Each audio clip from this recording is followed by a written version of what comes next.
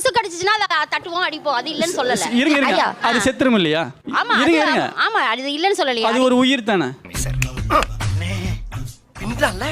நிறைய போறான்டா. வீட்டுக்கு கரப்பாம்பூச்சி வருது, சரி. நம்ம என்ன பண்றோம்? ஒரு ஏதோ ஒண்ணு வச்சு இறந்துடுது. ஒண்ணு உயிரோட நான் இருக்கணும், இல்ல நீ இருக்கணும். ஒரு பாம்பு கொத்த வந்துருது, நம்ம என்ன பண்றோம்? உடனே பிறப்புக்கும் எல்லா உயிருக்கும் நாங்க கருணை இப்ப பிடிக்கிறது இல்லங்க, பிடிச்சு வந்து கொண்டு காட்டுல தான் விடுறாங்க. சரி, பாம்பை கூட விட்டுருங்க, கரப்பாம்பூச்சி ஏன் கொல்றீங்க? ஏன் கொசுவை கொல்றீங்க? எனக்கு அதுக்கு பதில் சொல்லுங்க. அது உயிர் கிடையாதா? அப்படி கேளுங்க. இப்ப கேட்டீங்களே நியாயமான கேள்வி.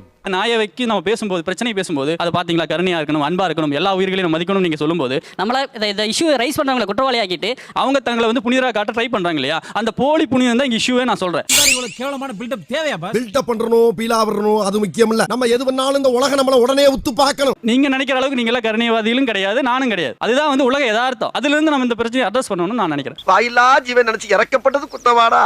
எப்படியோ